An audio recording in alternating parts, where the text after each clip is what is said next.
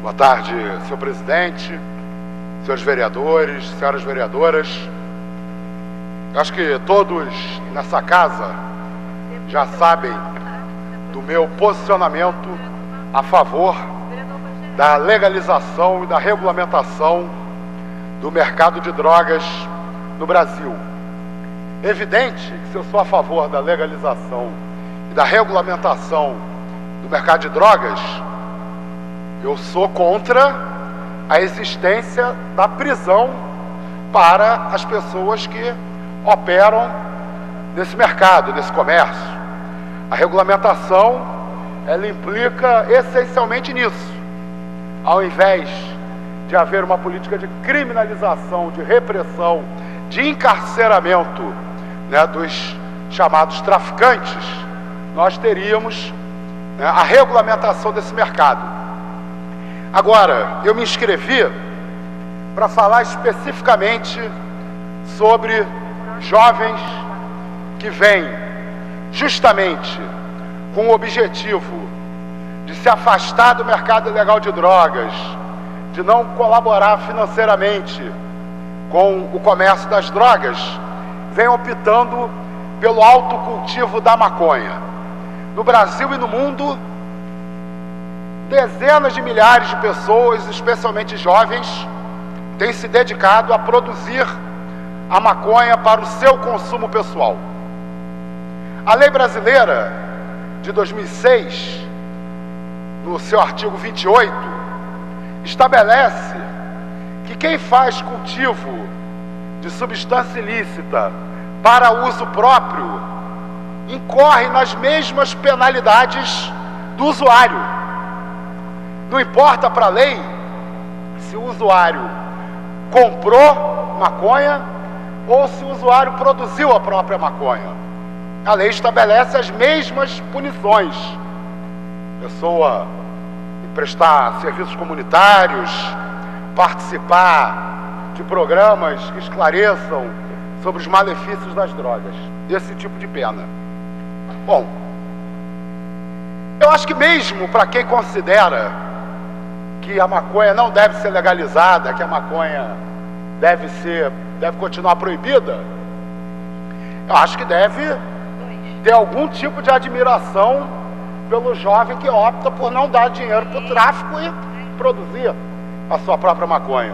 Pois bem, nós temos observado agora, do início do ano para cá, o empenho da polícia, inclusive da Polícia Federal, gastando recursos, horas de trabalho e etc., para perseguir os usuários que fazem o plantio da sua maconha.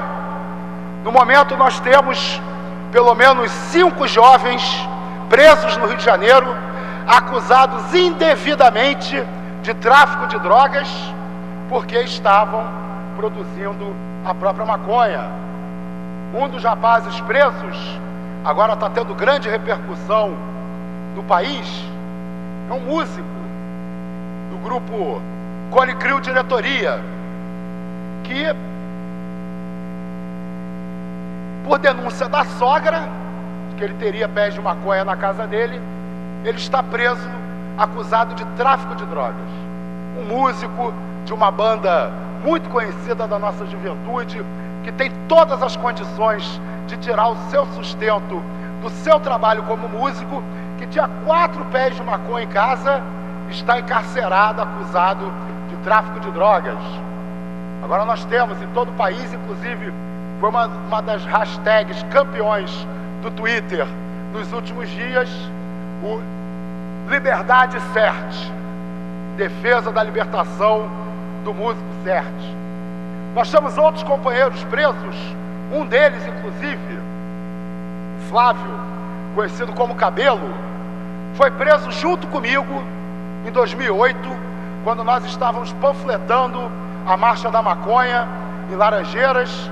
Nós fomos detidos arbitrariamente, levados para a delegacia, acusados pela Polícia Militar, pela Polícia Civil e pelo Ministério Público de apologia ao crime. Uma repressão tão absurda que, quando o nosso caso chegou no Supremo Tribunal Federal, o Supremo Tribunal Federal decidiu por unanimidade que não é apologia defender a legalização das drogas, organizar a Marcha da Maconha ou qualquer outro movimento que defenda a legalização das drogas. O Flávio, ele faz o autocultivo da maconha para fins medicinais. O Flávio tem epilepsia e ele usa a maconha que ele produz para produzir o óleo de maconha, que agora foi regulamentado pela Anvisa, mas que se ele tiver que importar, ele não tem dinheiro para importar, porque é caríssimo. Inclusive eu queria abrir um parênteses aqui para dar os parabéns ao mesmo tempo fazer uma crítica à Anvisa. A Anvisa acertou na direção de que tem que haver a regulamentação do uso medicinal da maconha. Só que ela fez uma regulamentação, primeiro, anticientífica, porque ela regulamentou apenas o CBD, que é um dos canabinoides. Mas qual é o problema de regulamentar apenas um dos canabinoides? É que ninguém nunca usou apenas o CBD para tratar a epilepsia. O óleo de maconha tem mais de 120 canabinoides, não só o CBD. Então a Anvisa, essa mania da nossa farmácia moderna de só reconhecer um princípio ativo para um efeito, está tentando simplificar algo que é complexo, que é o funcionamento do tratamento de epilepsia à base do óleo de cannabis, né?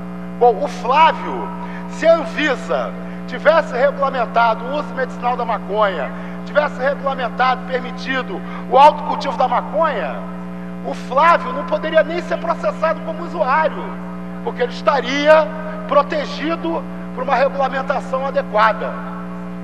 Então, o Flávio é vítima, ao mesmo tempo, de uma prioridade da polícia que a gente não sabe de onde saiu.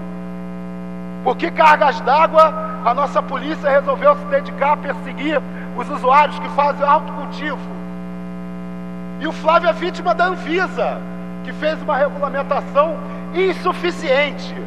Nós queremos a regulamentação do uso medicinal da maconha, como acontece em diversos países do mundo, em que as pessoas têm acesso à planta como um todo, porque é um tratamento fitoterápico complexo, que envolve a utilização de dezenas de princípios ativos e não apenas de um princípio ativo.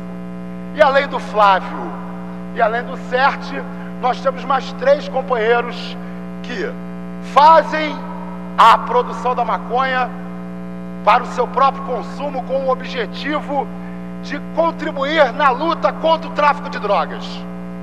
E essas pessoas hoje estão encarceradas, acusadas de tráfico de drogas. Então pedi a palavra hoje para defender a libertação de todos os presos políticos da guerra às drogas. Todo cidadão, toda cidadã que está na cadeia porque vendeu para alguém algo que aquela pessoa quis comprar, na minha opinião, preso político. E especialmente a libertação daqueles que estão indevidamente enquadrados na lei. O usuário que faz o autocultivo não pode ser enquadrado como traficante, não pode permanecer nem um dia preso. Tem que assinar o termo circunstanciado e ser liberado da delegacia. Muito obrigado.